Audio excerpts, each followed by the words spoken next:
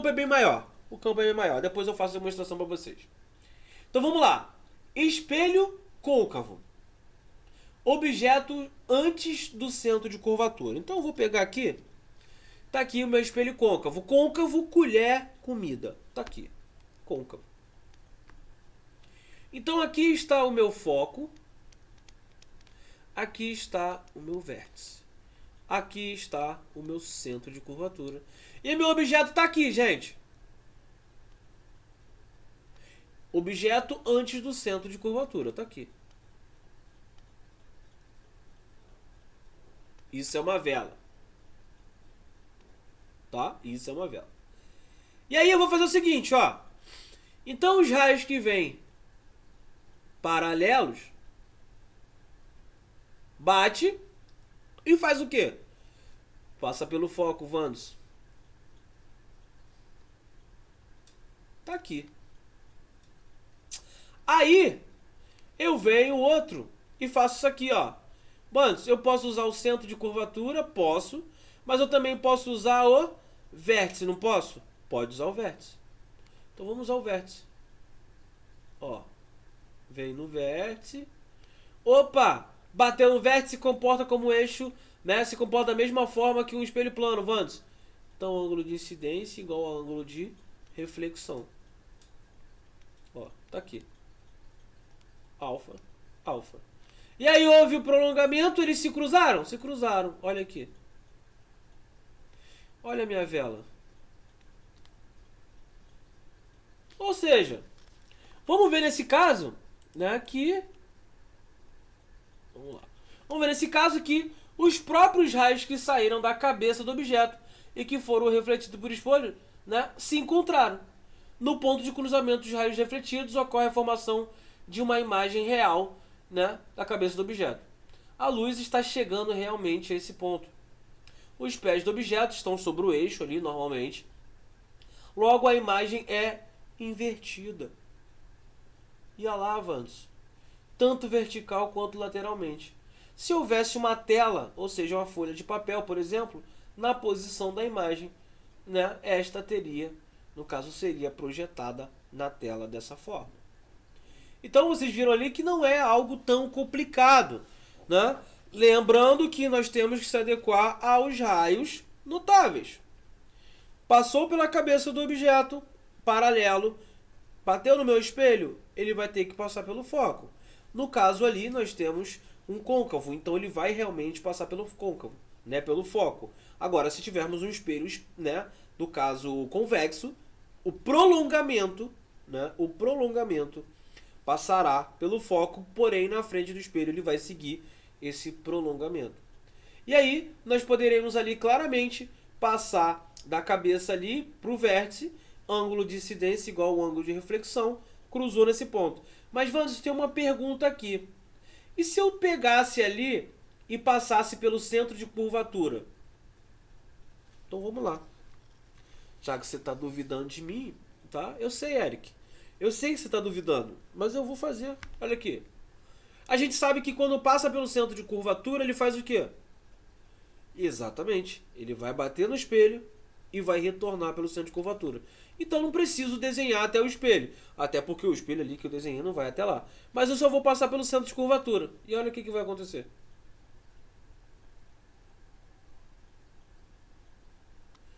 Olha o ponto de encontro. E ela avança. Então se eu passar, sempre vai... os pontos vão se cruzar.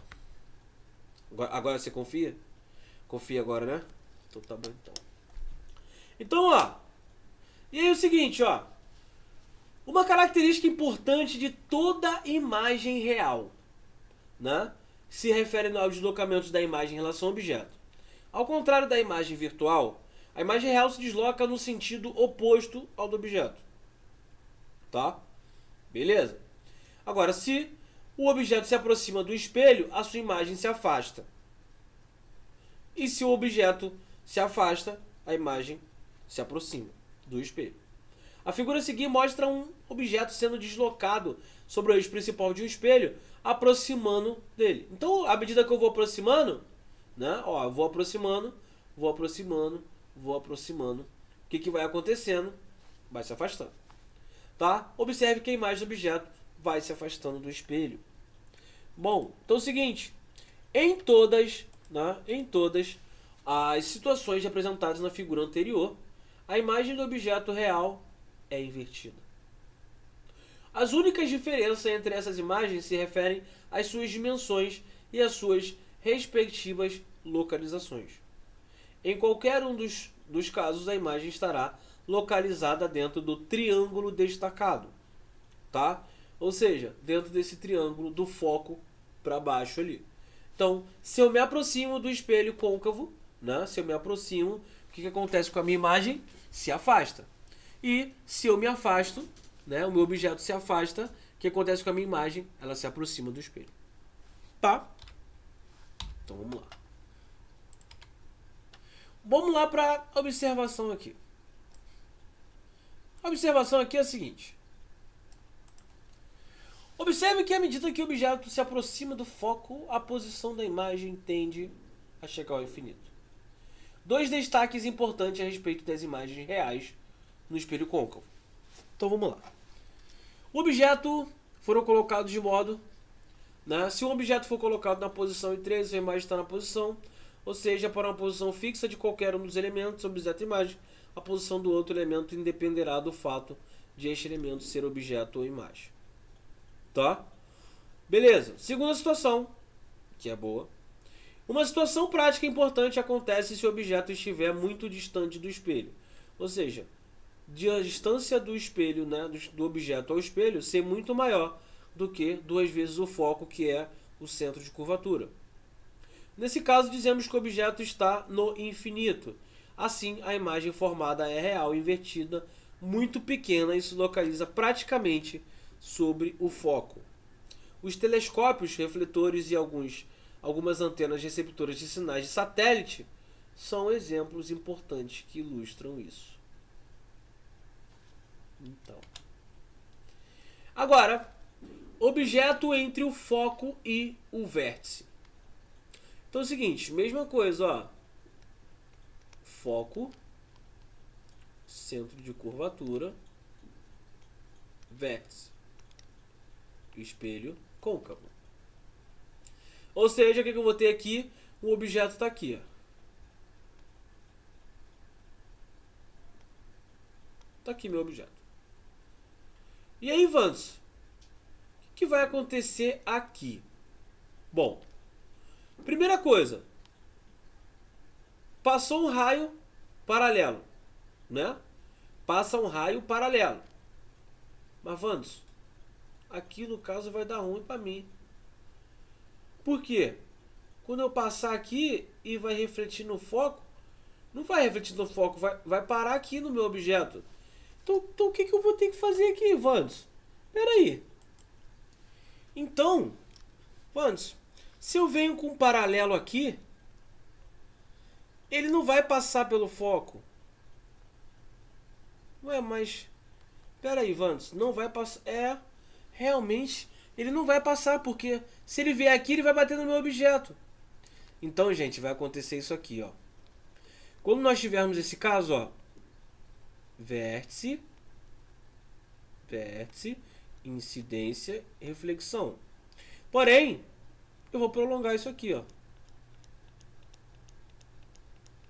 Prolonguei? Prolonguei. E aí, eu sei que quando um raio luminoso vem, ó, incide aqui, ele sai aonde? Paralelamente. Né? Tá aqui, ó. Ele vai sair paralelamente. Só que eu posso simplesmente fazer o quê? Ele vai sair paralelamente? Vai. Mas e dentro do espelho? Como é que vai funcionar esse prolongamento dele? E aí a gente faz o seguinte, ó. A gente vem com raio paralelo, né? Vem com raio incidente no foco, passa por aqui e paralelo. E a gente pega aqui o prolongamento, ó. Ou seja, olha a minha imagem. Beleza?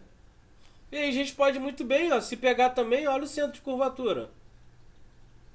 Ó. Bate e volta, né? Normal. Mas olha o prolongamento. Vai dar no mesmo lugar. Tá? Ou seja, nesse caso, nós vamos ter a seguinte situação nesse caso, ó. Deixa eu olhar para outra. Nesse caso, a gente vai ter isso aqui, ó. A imagem vai ser virtual. Por que, Vandes? Formada dentro do espelho. E vai ser formada pelos prolongamentos dos raios refletidos. Agora, a imagem é direita, né? Ou seja, direta.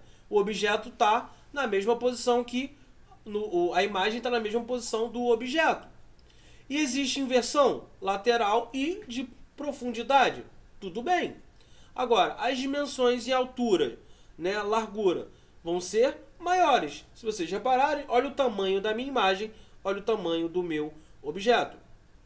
Outra coisa, a imagem está sempre atrás do espelho e mais distante do que o objeto. Se a gente reparar ali, ó, olha a distância do objeto ao meu espelho, olha a distância da minha imagem ao espelho. Foi agora? Beleza? Então, podemos calcular vários e vários e vários. E aí nada mais justo, né? Nada mais justo a gente olhar para cá e olha, importante.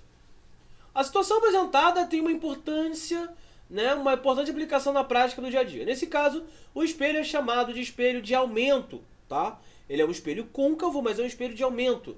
E ele é muito usado para obter uma imagem direta, né? Direita e maior do rosto de uma pessoa, por exemplo. Mulheres. Nesse caso, se o objeto, né, próximo ao vértice se afasta do espelho, aproxima-se cada vez mais do foco. A imagem também se afasta do espelho e tende a chegar ao infinito. Né? Veja a seguir algumas posições possíveis para a imagem no espelho côncavo, quando o objeto se desloca entre o vértice e o foco. As imagens virtuais estão sempre dentro do triângulo destacado, tá? Que é esse triângulo aqui. É no triângulo anterior que a gente já tinha visto. É verdade, aquele mesmo triângulo. Agora aqui. Isso é que é importante. Na equação de Gauss, uma das grandezas será necessariamente aquela a ser encontrada, incógnita. Para essa, não devemos colocar sinal prévio na equação. Agindo dessa forma, o sinal associado à incógnita será obtido pelo resultado. Como assim, gente? O que é essa observação antes de a gente ver lá a parte de lei de Gauss? Por que eu estou fazendo essa observação? Seguinte, quando a gente for trabalhar a parte de lei de Gauss, a gente vai, né, ter uma fórmula lá e a gente vai ter uma distância P, que é a distância do objeto ao espelho. Nós vamos conhecer uma distância também P', que é uma distância da imagem até o espelho. Nós temos F, que é uma distância que nós chamamos de distância focal, ou seja, do foco até o centro do espelho, ali no caso, do foco até o vértice do espelho. E nós temos o raio, que é a distância do centro de curvatura até o nosso espelho. E aí, se a gente for parar para analisar, não existe a possibilidade de o foco e o raio dar negativo, não é? Ou é? Bom, não vamos pensar nisso. Por isso que ele está falando. O sinal associado à incógnita será obtido no resultado quando calcularmos. Tá? E aí nós vamos entender quando esses sinais derem positivos ou negativos, o que isso vai significar. Beleza? Então vamos lá. Um exemplo. Nada mais justo do que um exemplo. Então, vamos para a nossa querida lei de Gauss. Então é o seguinte, gente. Na nossa querida aqui lei de Gauss, a gente vai falar da parte da determinação analítica da imagem. Nós já vimos ali a parte gráfica e entendemos, né, aqueles pontos ali, aqueles raios ali notáveis. E agora a gente vai aplicar na fórmula de Gauss. Mas antes disso, vamos entender o que são cada elemento aqui, né, no caso dessa minha fórmula. Então aqui ele me diz que é 1, né? Volta, querido, volta. Aqui é vontade própria. Então 1 sobre F é igual a 1 sobre DO sobre igual, né, a 1, né, sobre DI. E aí, ó, nesse caso aqui é 1 sobre foco é igual a 1 sobre P mais 1 sobre P'. Tá? Então aqui, ó, 1 sobre P mais 1 sobre P', ou a gente pode botar que é 1 sobre F igual a 1 sobre a distância do objeto, né, até o espelho, mais 1 sobre a distância da imagem até. Então vocês podem ver que podemos fazer com essas duas fórmulas aqui. Então, normalmente a gente vê com essa daqui, mas caso apareça essa segunda, vocês já sabem como proceder. E aí, ó, então vamos fazer o seguinte: a expressão anterior é conhecida como equação de Gauss ou equação dos pontos conjugados. Para usá-las, devemos considerar os sinais das grandezas envolvidos quando forem dados no exercício, informações fornecidas de acordo com o estabelecido. Bom, em qualquer situação, a distância do objeto ao espelho será sempre positivo, porque o objeto ele nunca estará dentro do espelho, ele estará fora do espelho, né? No espelho côncavo, o foco ele é maior do que zero. Por quê? O foco ele está fora do espelho. No espelho convexo, o foco é menor do que zero. Ele é negativo porque está no interior, né, do meu espelho. No caso, a imagem real, a gente vai ter que, né, essa distância da imagem ao espelho ela vai ser um valor positivo, porque a imagem real está sendo formada na frente do espelho. Já na imagem virtual, a gente vai ter essa distância da distância, né, do caso da imagem até o vértice menor do que zero, porque vai ser formada dentro do espelho, tá? Ou seja, quando eu falei no item anterior, né, para vocês tomarem cuidado com relação a esses valores, o que vai acontecer? Se eles derem a distância focal, derem isso, usem da forma com que derem. No exercício, a resposta já vai dar dentro do programado. Beleza? E aí, o que acontece? Né? Para a gente ver a nossa lei de Gauss, né, do estudo analítico, a gente precisa primeiramente entender isso aqui, ó. Então essa relação aqui que a gente vai aprender, né, a relação permite calcular a ampliação fornecida pelo espelho. Observe a proporcionalidade entre as alturas da imagem do objeto e as respectivas distâncias da imagem do objeto ao espelho. Assim, se a distância da imagem ao espelho é, por exemplo, o triplo da distância do objeto, né, ao espelho, a altura da imagem também é o triplo, né, da altura do objeto. Nessa relação anterior, a gente vai ter que, se A é maior do que 1, a imagem é maior do que o objeto, está mais distante do espelho do que o objeto. Se A é igual a 1, a imagem é do mesmo tamanho do que o objeto e está à mesma distância do espelho que o objeto. Se A é menor do que 1, a imagem é menor do que o objeto e está mais próxima do espelho. Essa fórmula também a gente conhece como, né, também aumento linear transversal, em que a altura ali, então a gente pode chamar de I, em alguns casos a gente vai ver isso, I sobre o O, esse aumento linear transversal, é igual a menos P' sobre P, tá? E aqui no caso, coloca-se o módulo, porque a gente está querendo essa distância. Como assim? Se a imagem for real, esse meu P vai dar um número positivo, porque está na frente do espelho. Agora, se esse meu, no caso essa minha imagem, essa distância da minha imagem até o espelho for um número negativo, isso significa que a imagem está sendo, no caso virtual, e ela está sendo formada dentro do espelho. Tá ok? Então essas são as fórmulas da parte de aumento linear transversal. Então vamos lá praticar alguns exercíciozinhos bem legais. Então vamos lá. Exemplo. Vamos fazer Agora nada mais justo a gente trabalhar essas partes aí. Então é o seguinte, ó. Um objeto de 40, um objeto de 10 centímetros de altura é colocado a 60 centímetros do vértice de um espelho côncavo de raio de curvatura igual a 80. Determinar a posição, a natureza e o tamanho da imagem fornecido pelo espelho. Tá? Então vamos lá. Primeira coisa que a gente pode fazer aqui. Um objeto de 10 centímetros de altura. Então isso aqui, 10 centímetros de altura, nada mais é do que nós temos lá que o aumento linear transversal é igual a I sobre O, onde I é o tamanho da imagem sobre o tamanho do objeto, que é igual a menos P' sobre P. Nós já vimos isso lá. E aí é o seguinte, ó, é colocado a 60 centímetros do vértice. Então eu já tenho o meu P. Então o meu P é 60 centímetros.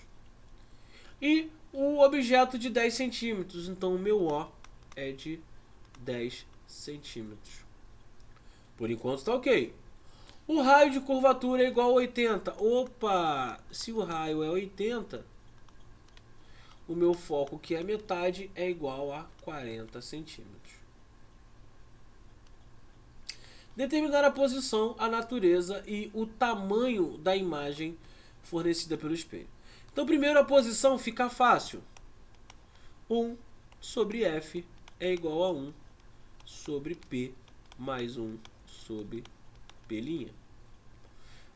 1 sobre a distância focal, que é 40, é igual a 1 sobre 60 mais 1 sobre o P'. E aí, ó, eu posso facilmente aplicar a seguinte situação.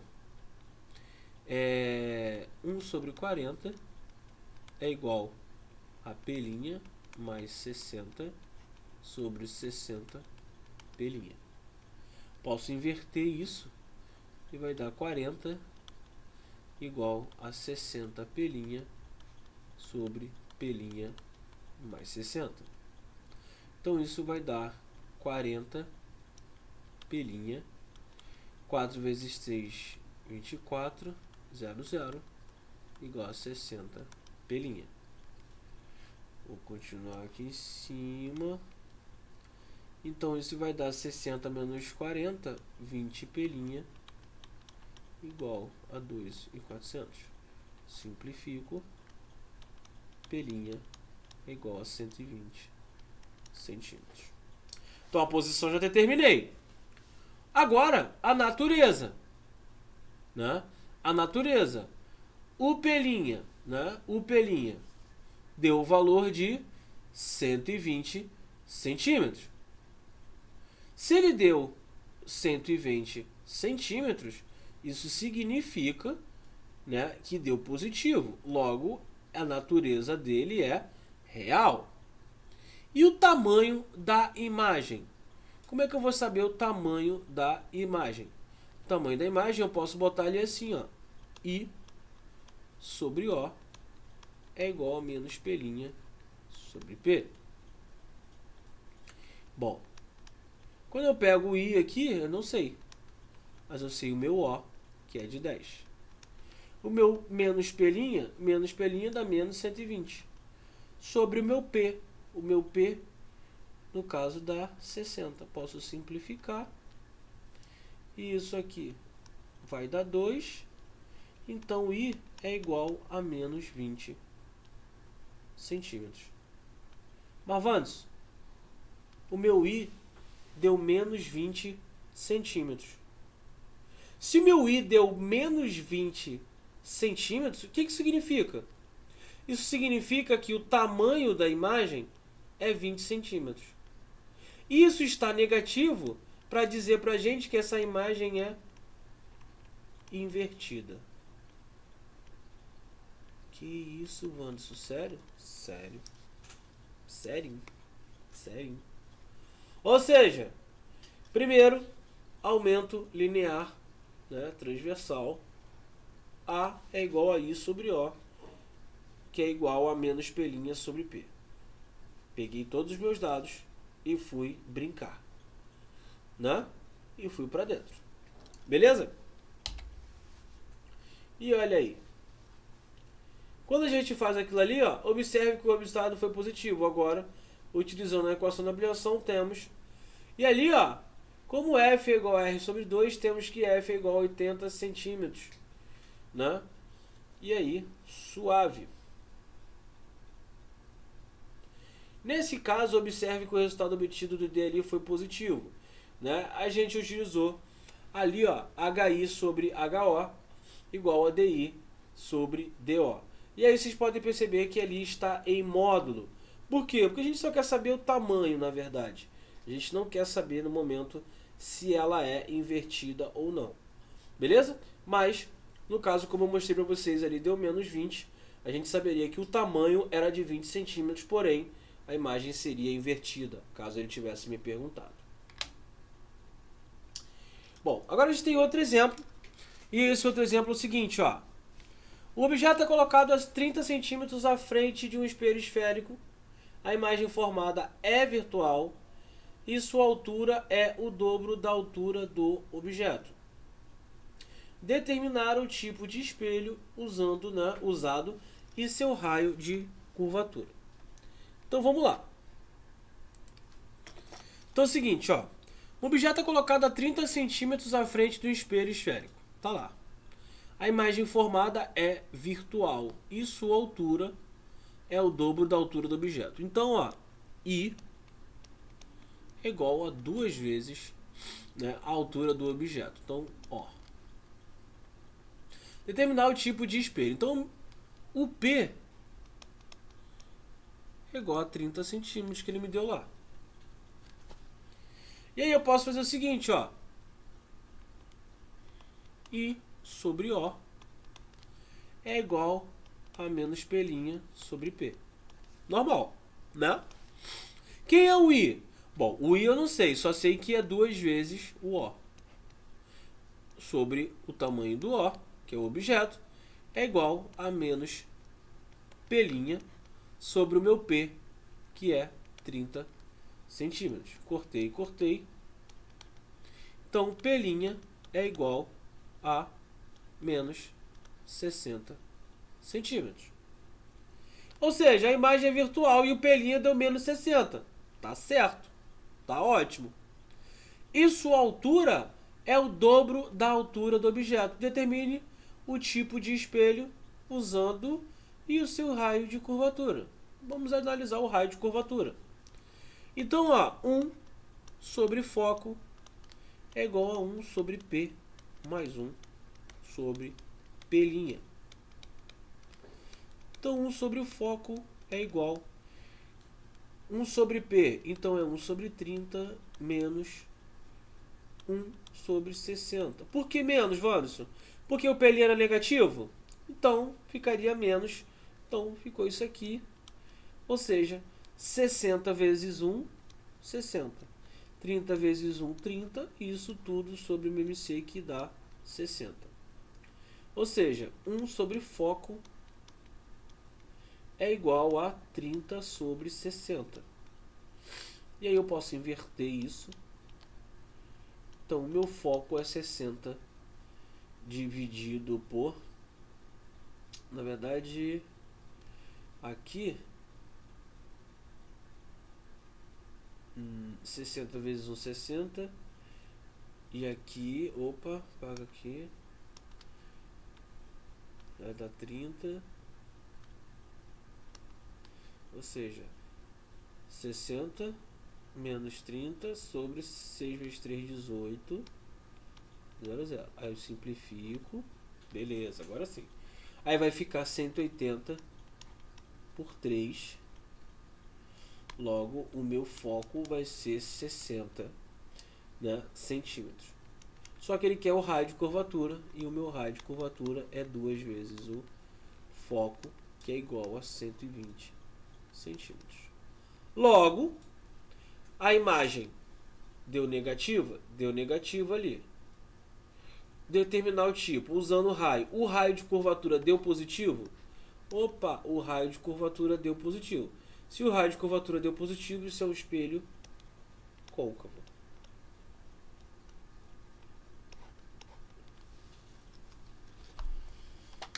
Suave? Tranquilo? Beleza, então. E aí, pra gente fechar com chave de ouro, olha isso aqui.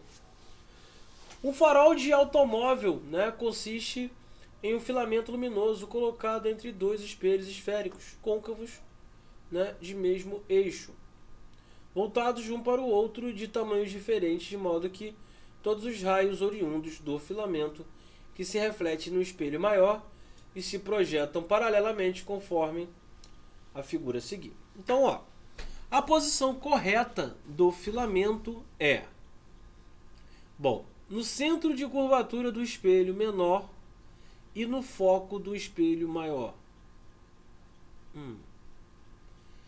No vértice do espelho menor e no centro de curvatura do espelho maior.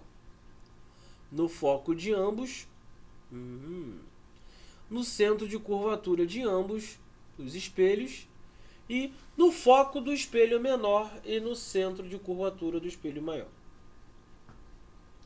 Bom, então ele está perguntando com relação à posição correta do filamento luminoso ali. E aí o seguinte, no centro de curvatura do espelho menor, né? No centro de curvatura do espelho menor, por que no centro de curvatura do espelho menor, Wanderson? Porque o raio que passa pelo centro de curvatura, né, em relação ao espelho menor, é aquele que bate e volta no centro de curvatura. E no foco do espelho maior. Por que no foco do espelho maior, Wanderson? Porque aquele raio que passa pelo foco bate, né, no caso nesse meu espelho esférico ali, ele sai o quê? Paralelo. Ou seja, para que ele fale, como ele falou ali, de modo que todos os raios oriundos do filamento se refletem no espelho maior e se projetam paralelamente. Para se projetarem paralelamente, tem que passar pelo foco de quem? Pelo foco do espelho maior. Porém, né, no espelho menor, ele tem que passar pelo centro de curvatura, porque o raio que vai incidir no espelho menor vai bater e vai voltar. Beleza? Então eu vou intensificar isso. Se passa pelo centro de curvatura, esse efeito luminoso, em relação ao espelho pequeno, ele bate e passa pelo filamento. E aí ele passa por ali, só que nesse mesmo ponto é o que? O foco. Então ele passa pelo foco, bate no espelho maior e sai paralelo. E questão boazinha, boazinha. Então, galerinha, é isso aí, tá? Espero que vocês tenham entendido, né, a parte de espelho. Vamos praticar bastante isso aí, né? Porque, como eu avisei, a matéria é muito boa, né? Muito boa de se trabalhar, mas a gente tem que ver com cuidado, tranquilinhos, na paz. Então, qualquer dúvida, só procurar. E aí, vamos trabalhar melhor isso aí, fazer alguns exercícios mais à frente. Então, tá aí a parte de espelho esférico, tanto o espelho côncavo quanto o espelho convexo, ou seja, côncavo, colher, comida. Não vai esquecer, né? E aí, né, determinando eles e os seus valores. Como é que a gente vai melhorar essa aptidão aí no caso de espelhos esféricos? Praticando. Então vamos praticar, galerinha. Vamos praticar. E é isso aí. Tenham todos um ótimo dia, né? E até a próxima. Claro que eu não vou esquecer. Wakanda Forever. Galerinha, então você gostou do nosso vídeo? Então chama nosso canal. Então, para o vídeo, valeu!